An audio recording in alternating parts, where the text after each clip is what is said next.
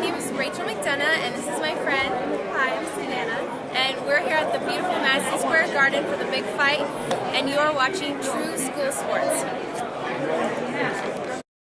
Hey, what's going on? It's your boy BT, and I came here to talk some boxing with the thousands of True School Sports subscribers. Now, as many of you may know and may remember, I recently received a copy. I ordered a couple of copies of Ring Magazine.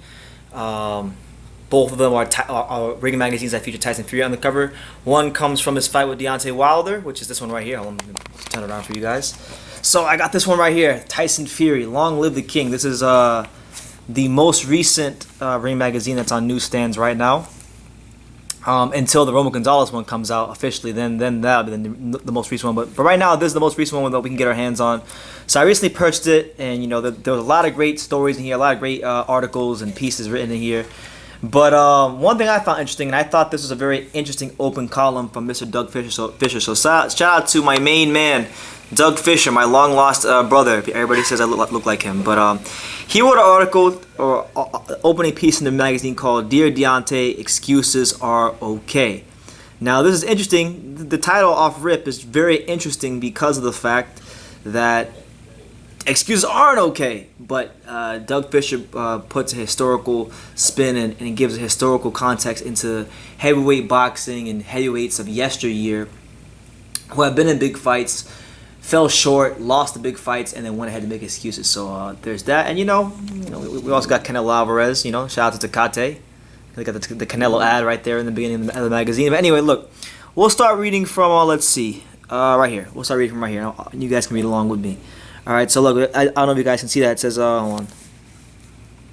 Here we go. It says, long before Mike Tyson boasted of being the baddest man on the planet, heavyweight champs viewed themselves as invincible and the holders of what was once considered the biggest prize in sports. They didn't take losses or the loss of that status lightly. Jess Willard, who had a 58-pound weight advantage when he defended the crown versus Jack Dempsey way back in 1919, went to his grave believing that the brutal third-round stoppage he suffered against the Mansa Mauler was the result of loaded gloves. 8 years later, Dempsey believed, along with much of the country, that a long count issued after he dropped Gene Tunney in round 7 of the rematch robbed him of a KO victory and prevented him from regaining the championship against his nemesis. George Foreman blamed his 8th-round stoppage loss to Muhammad Ali on poisoned water his trainer gave him just before the Rumble in the Jungle. Hey, at least Wilder's excuse was creative. I think it's right up there with, and this one's my favorite out of all of them. Where is it? Vladimir Klitschko's claim that his shocking TKO loss to Lamont Bruce in 2004 was due in part to his come rubbing too much Vaseline on his legs, thus clogging his pores and causing his entire body to quote-unquote overheat.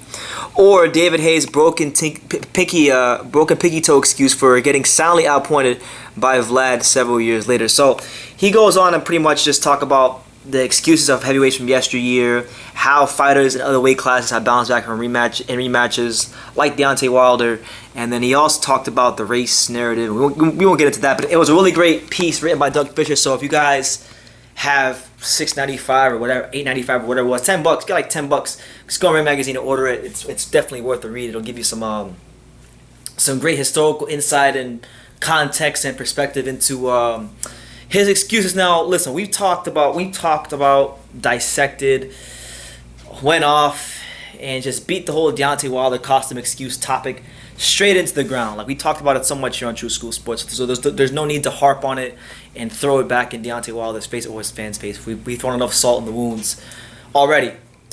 But I think it is interesting to think about that Deontay Wilder is far from the only heavyweight to make an excuse.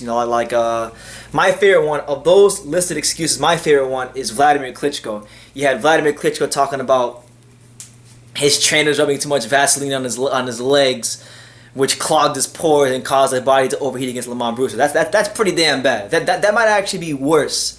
That might actually be worse than Deontay Wilder's costume excuse, because, I mean, how do you even think about that kind of a thing in such a high pressure situation? Like, you're in a big heavyweight title fight, you lose to a guy, and then your first inclination is to go blame your trainers for rubbing too much Vaseline and clogging your pores and overheating your body. Like, who thinks of that? So, luckily for Vlad, he from that point forward, he went on. I think he had about another loss or two in his career, but he not too long after the Lamar Brewster fight, he became world champion again, and then one of the longest title reigns of all time. Because I'll tell you right now, if Vladimir Klitschko didn't go on one of the longest title reigns of all time and bury that way back in the past, I'm telling you, I would have completely forgot about it. But thankfully, we got great people like Doug Fisher. That's why he gets paid the big bucks to write for Ring Magazine. He's great at what he does, exceptional at what he does, and he's been great at it for many years. So I'm glad he brought that back to my attention because I forgot about that. And then, even going back to 1919 when Jess Willard fought Jack Dempsey, and he believed that there was a controversial count in the fight. Where we heard that before? Me, Fury, Wilder won. So it was almost like Jack Dempsey and Jess Willard replaying itself out again. So listen, there have been great fighters yesterday. I mean, George Foreman. George Foreman blamed losing to Muhammad Ali on poisoned water that his trainer gave him. So listen, we've heard a whole bevy and a whole list of bullshit excuses from fighters over the years. Some not as bad as Wilder, some even just as bad, if not worse than Deontay Wilder. So listen, I'm making this video to say to Wilder and his fans, listen, Deontay Wilder, he's made his excuses. Bury the hatchet. If that's what you believe, okay, cool. Bury the hatchet and just put your best foot forward to go out there and beat up Tyson Fury. Because listen, this is a guy in Tyson Fury that in the eyes of many people has beaten you twice. He beat you by outboxing you the first fight, and he beat you by outfighting you the second fight.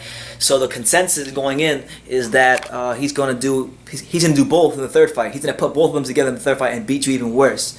So the onus is on Wilder. He's got to dig deep way down and find that extra special something inside of him to not just go in there and give a good account of himself against Tyson Fury, but to go in there and absolutely fold him up, because Deontay Wilder can make himself a great champion. I have my doubts. I have my reservations about how competitive he could be in a third fight. But this is heavyweight boxing, and stranger things have happened. So listen, I know everybody thinks I'm a Tyson Fury fanboy, and I am a fan of the guy. I want to see him win. But if he loses, I'm not going to be here crying or anything like that. Life will go on if he loses a fight. At the end of the day, I just want to see the best. I just want to see the best fights and the best performances. So I'm hoping, because look, Wilder's not going to step aside. He's not going to step aside and let the fans get that Joshua Fury undisputed fight that they want right now. So we're going to have to deal with Wilder Fury 3. And if we're gonna have to deal with it, then I want to see I don't want to see Wilder go in there and just get obliterated again. I want to see a great fight. I want to see a competitive fight. I want to see the best Deontay Wilder possible. Now, what exactly does that look like? I'm not so sure, but I do know for a fact that there's gonna have to be some there's gonna have to be some tweaks to his skill set, and he doesn't have a ton of time to do it. Even if the coronavirus continues to prolong itself, he still doesn't have as much time as you would think to change his skill set or change his or tweak his style enough to show Tyson Fury something different. But who knows, man? If he gets the right person around him, we just don't know what the Bronze Bomber is capable of. So I thought that was pretty interesting. I wanted to share that with you guys, just a historical perspective and context as to heavyweight boxing and excuses. So yeah. Let me know what you guys think in the comments down below. What's the worst excuse in heavyweight boxing history? Is it Deontay Wilder's costume excuse? Is it Vladimir Klitschko with the Vaseline clogging his pores to overheat his body? That one's pretty damn bad. Is it George Foreman drinking poisoned water before the Rumble in the Jungle? Was it Jack Dempsey and Jess Willard where they blamed the count? Let me know in the comments down below. Make sure you take the time to subscribe, like I say in every single one of these videos. You can love me or you can hate me, but I'm just a kid from Daniel. So until next time, take care, guys. Boom, it's your boy Big Baby Miller straight out of Brooklyn. You're watching True School Sports. Tune in next Sunday.